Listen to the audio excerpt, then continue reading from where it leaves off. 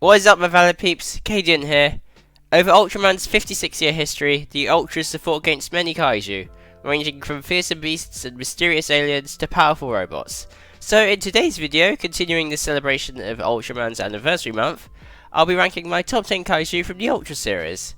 I'll be talking about various aspects of each Kaiju, their design being the main one. This isn't my first Ultraman top 10. Earlier this month, I did a ranking of my top 10 Ultra forms. Go check that out if you wanna. As usual with these rankings, this list will be based on my opinions and have spoilers for some Ultra series, so if you don't want to be spoiled, I suggest you leave now or watch, but just be aware. With all that being said, be sure to leave your rankings in the comments below, like, subscribe and share this video, support me via Patreon for £2 a month to see videos early, and now, let's get started. In 10th place is the bombing bone monster, Grigio King. This monster's design is the leading reason for why I like it so much. The bony and spiky armor is really cool. The base body color now being brown instead of Grigio Bone's red gives this bone monster a rocky feel, going well with the grey bony parts. The absolute best part of Grigio King though is the massive cannon on its back. Now that's just awesome. Oh, and it being the first Kaiju to go up against one of my favourite Ultra forms of all time. This is just a great Kaiju. In 9th place is the wild, fierce monster, Horoboros. Another Kaiju originating from Rube. I'm not sure what it is about this beast I like so much. It's just stuck with me as one of my favourite Ultra monsters for nearly 4 years now. I like the blue and orange colour combination, the bestial design, it being able to turn from a quadruped into a biped is a rather neat idea. And the lore and backstory Horoboros got in episode 16 of Z was rather neat, honestly. Albeit with a rather sad fate for that iteration of the fierce monster. In 8th place is the Dimensional Demolition Lord, Zetton. This monster has a rather unique design, being based on various sea creatures, the lobster-like claws and hammerhead shark-like head being among them. My favourite part about this Kaiju though is its main weapon, the Zetton's beam. A blue laser fired from the beast's chest that explodes whatever it hits, before sucking it through an interdimensional portal. In 7th place is the planetary guardian deity, Gigadelos. Robots are cool, and Gigadelos is no exception. The main thing about this good turned evil guardian deity that struck me when I saw it at first was the robot's colour scheme resembling that of the space dinosaur Zetton, with the mainly black body, yellow parts on the chest, and long head/neck. The purple and different body shape helps to differentiate them, and I like how they're done. Two weapon pairings I like seeing in stuff are a sword and a shield, and a sword and a blaster. And this one manages to have all three by having a shield on the blaster arm, which, may I add, looks kinda like a horseshoe crab in a way. In 6th place is the upgraded Civil Judgmenter, Galactron MK2.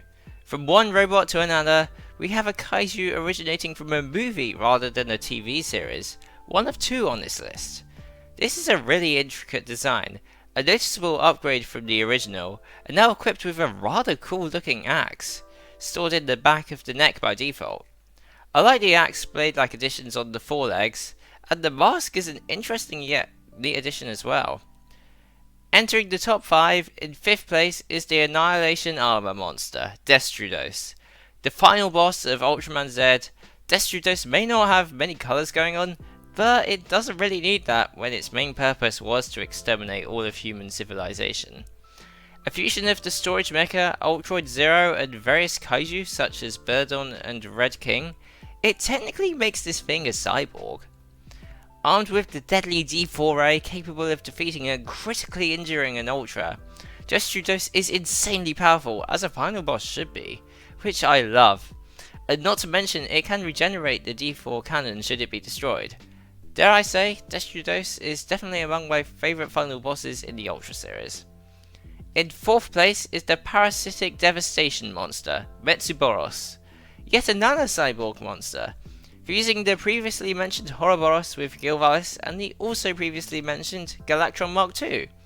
Metsuboros changes Horoboros' design in a rather neat way, with the added mask from Mark II and the claws from Gigadelos.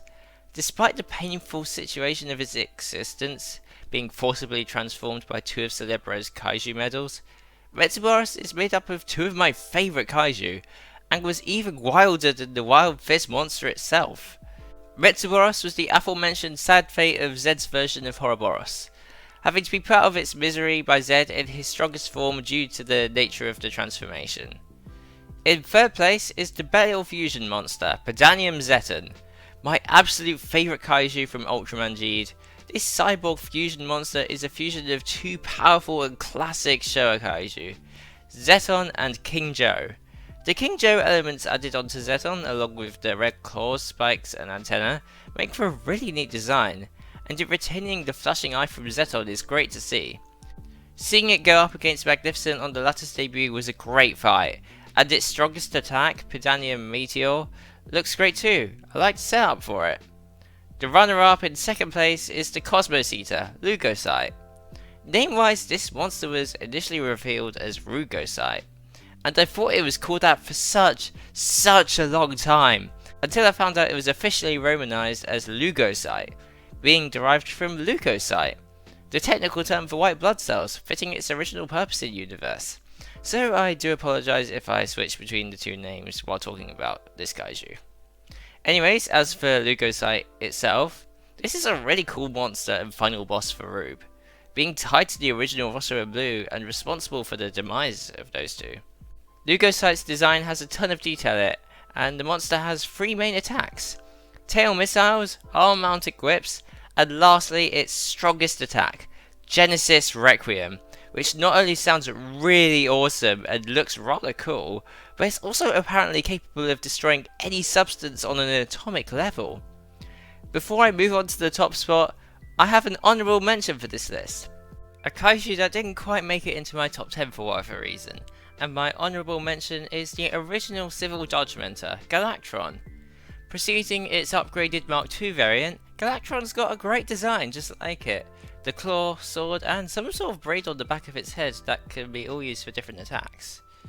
It's also got the Galactron Spark, an extremely destructive laser beam which can be fired from its eyes or chest, though I prefer the latter variant, mainly for how the charging up stage looks. Finally, in first place, my favourite Kaiju in all of Ultraman is the malicious demonic monster Grimdo. Grimdo has a really wild design, which makes sense for it being a demon. Speaking of its origin, that's one of my favourite parts of it, being the manifestation of primordial chaos gods from before the universe was even created.